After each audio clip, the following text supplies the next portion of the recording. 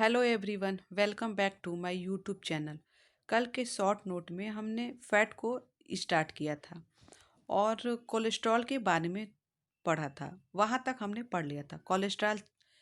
Cholesterol होते हैं, चार प्रकार के होते हैं: एलडीएल, एचडीएल, वीएलडीएल और ट्राइग्लिसराइड। इतना तक हमने पढ़ लिया था। जो एलडीएल होता है वह लो डेंसिटी लिपोप्रोटीन होता है, और जो एचडीएल होता है वह हाई डेंसिटी लिपोप्रोटीन होता है। और जो वीएलडीएल होता है वह वेरी लो वाला होता है, वेरी लो लिपोप्रोटीन डेंसिटी वाला होता है। और जो ट्राइग्लिसराइड होते हैं वह भी कोलेस्ट्रॉल के प्रकार में ही आते हैं।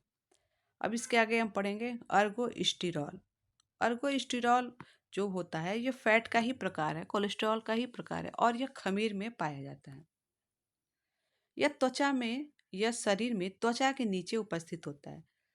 जब यह हमारे ऊपरी त्वचा में स्थित होता है, जो हमारे शरीर की ऊपरी त्वचा होती है उसमें स्थित होता है। और जब सूर्य की किरणें हमारे त्वचा पे पड़ती हैं तो अर्गोस्टिरॉल विटामिन डी में परिवर्तित हो जाता है। इस तरह अर्गोस्टिरॉल का निर्माण होता है। मतलब अर्गोस्टिरॉल से विटामिन डी में का निर्माण होता है या परिवर्तित होता है। अर्गोस्टिरॉल विटामिन डी में इस तरह परिवर्तित होता है। जब अर्गोस्टिरॉल पे सूर्य की किरणें पड़ती हैं, अल्ट्रा वायलेट किरणें, सूर्य की किरणें, तो विटामिन डी में परिवर्तित हो जाता है। सूर्य की किरणों को अल्ट्रा वायलेट किरणें भी कहते हैं। पराबैंगनी किरणों के नाम से भी बोला जाता है सूर्य की किरणों। हाइड्रोजनीकरण, यह एक प्रक्रिया है। हाइड्रोजनीकरण, इसमें जो वसाएं होती हैं सीस से ट्रांस रूप में परिवर्तित हो जाती हैं या बदल जाती हैं। जैसे लिक्विड से, वसा का लिक्विड से ठोस में परिवर्तन होना, लिक्विड से ठोस में। जैसे जब तेल को हाइड्रोजनीकरण की प्रक्रिया द्वारा वनस्पति घी में बनाया जाता है तो वह प्रक्रिया हाइड्रोजनीकरण कहलाती है।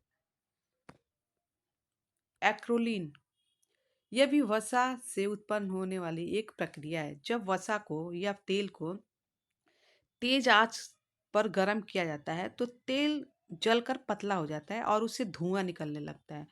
तो धुआं निकलने की क्रिया ही एक्रोलीन कहलाती है। जब तेल को धुआं उठने तक गर्म किया जाता है तो यह प्रक्रिया एक्रोलीन में बदल जाती है, या यह क्रिया एक्रोलिक कहलाती है। यह विषैला, और इससे एक विषैला तत्व या पदार्थ उत्पन्न होता है जो हमारे लिए हानिकारक होता है। इसलिए कभी भी हमको सब्जी बनाने के समय तेल को बहुत गर्म नहीं करना चाहिए। उसमें धुआं उठ जाए तो उस तेल को फेंक देना चाहिए, वो हमारे लिए विषैला हो जाता है। साबुनीकरण, जब वसा या फैट में क्षार की क्रिया होती है या क्षारीय क्रिया होती है तो साबुनीकरण की प्रक्रिया हो जाती है। साबुनीकरण वह है जब वसा में क्षारीय क्रिया हो तो उसे साबुनीकरण कहते हैं। स्प्रू, जब हम अपने भोजन में वसा को ग्रहण करते हैं और वसा के पाचन के लिए वसा के पाचन के लिए पित्त रस, जो रस होता है पित्त रस, उसका क्षारीय होना आवश्यक होता है। और पित्त रस का स्रावण हमारे लीवर से होता है, यकृत से होता है।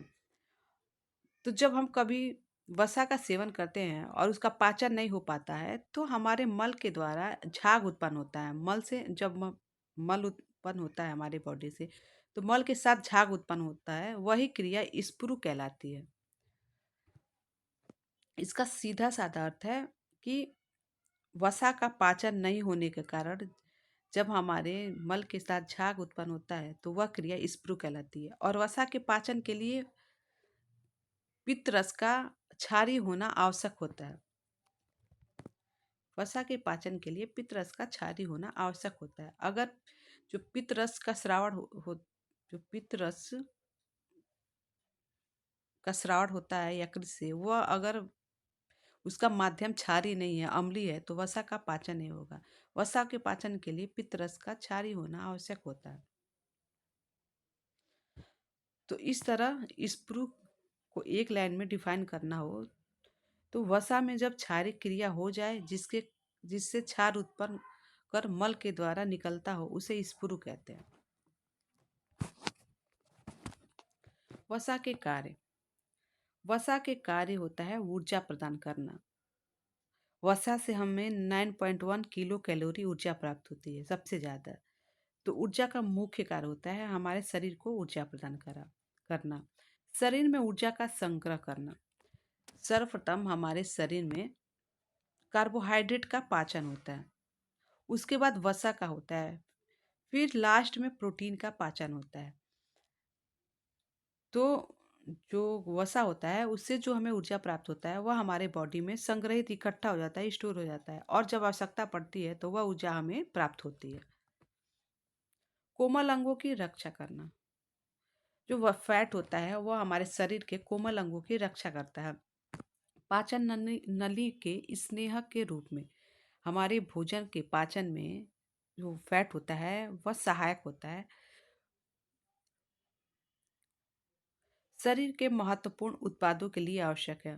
शरीर में जितने भी महत्वपूर्ण कार्य होते हैं, उत्पाद बनते हैं, जैसे फैट के पाचन के बाद स्टीरॉल और फैटी एसिड बनता है, उन सब उत्पादों के लिए फैट महत्वपूर्ण होता है या आवश्यक होता है। प्रोटीन की बचत करता है। इसके पहले मैंने बताया कि सर्वप्रथम कार्बोहाइड्रेट का पाचन होता है, फिर फैट का होता है, उसके बाद लास्ट में प्रोटीन का पाचन होता है। तो प्रोटीन की ऊर्जा कोई बचत करता है फैट। कार्बोहाइड्रेट के पाचन के बाद कार्बोहाइड्रेट की ऊर्जा समाप्त होने के बाद कार्बोहाइड्रेट की ऊर्जा हमें ग्लूकोज के रूप में प्राप्त होती है। जब ग्लूकोज हमारे शरीर में खत्म हो जाता है, ग्लूकोज से ऊर्जा देना हमारे शरीर बंद कर देता है, तो उसके बाद हमें फैट से ऊर्जा मिलती है या हमें फैट से ऊर्जा लेना पड़ता है या हमारा शरीर फैट से ऊर्जा लेता है और प्रोटीन की ऊर्जा बची रहती है। इस तरह यह प्रोटीन की बचत करता है। विटामिन के अवशोषण में सहायता करता है। जो फैट होता है वह सारे विटामिनों के अवशोषण में सहायता करता है, हमारे शरीर में मदद करता है। त्वचा को चिकना व कांतिमय बनाता है। स्त्रियों का जो जो स्त्रियां होती हैं उनका शरीर फैटी दिखाई देता है, कोमल चिकना दिखाई देता है। वह वसी ऊतकों के कारण ही चिकना व कांतिमय दिखाई देता है। तो वसा जो होता है त्वचा को चिकना व सुंदर व कांतिमय बनाता है। स्त्रियों में ज़्यादा फैटी एसिड होता है। स्वाद बढ़ाने में वसा का मेन कार्य भोजन में स्वाद को बढ़ाना भी होता है। वसा प्राप्ति के साधन। वसा प्राप्ति के कौन कौन से साधन हैं जो हमारे भोज्य पदार्थों में पाए जाते हैं? दूध। दूध से भी हमें फैट की प्राप्ति होती है। घी, अंडा, डालडा, ड्राई फ्रूट्स, जितने भी ड्राई फ्रूट्स हैं, सूखे मेवे हैं, उन सब से वसा की प्राप्ति होती है। तिल के बीज, सूरजमुखी का तेल, मक्खन, यकृत, मांस, इन सब में फैट पाया जाता है। और वसा का सबसे अच्छा स्रोत जो होता है वह वनस्पति घी होता है। हाइड्रोजनेशन। जो हाइड्रोजनेशन की क्रिया होती है, इस क्रिया में असंतृप्त वसा अम्लों को संतृप्त अम्लों में बदला जाता है और इसी क्रिया द्वारा ही वनस्पति घी को तैयार किया जाता है। और मूंगफली के तेल से भी वनस्पति तेल का निर्माण हाइड्रोजनेशन की क्रिया द्वारा ही तैयार किया जाता है। त्वचा को सुंदर व कांतिमय बनाने में वसा का मेन काम होता है। और त्वचा को सुंदर बनाने के लिए जो आवश्यक वसीय अम्ल होते हैं उनमें लिनोलिक जो अम्ल होता है, लिनोलिक वसीय अम्ल, वह सहायता करता है। इसी के कारण हमारा जो त्वचा होता है सुंदर व कांतिमय होता है। यही जिम्मेदार होता है लिनोलिक अम्ल ही। और जो कोलेस्ट्रॉल होता है इसका संश्लेषण हमारे शरीर के यकृत में होता है और यकृत में ही स्टोर होता है। यकृत को लीवर बोलते हैं। लीवर में ही स्टोर होता है और इसका संश्लेषण भी होता है। इस तरह हमने वसा के बारे में पढ़ा। हाइड्रोजनीकरण क्रिया क्या होती है, साबुनीकरण क्या होती है, एक्रिलिक क्या होती है, एक्रोलिक होता है। ये सारे जो टर्म हैं ये एग्जाम की दृष्टि से महत्वपूर्ण है। इसका नेक्स्ट भाग कल की क्लास में पढ़ेंगे। अगर आप मेरे चैनल पे नए हैं तो चैनल को सब्सक्राइब कीजिए और वीडियो को लाइक शेयर कमेंट जरूर कीजिए। Thank you.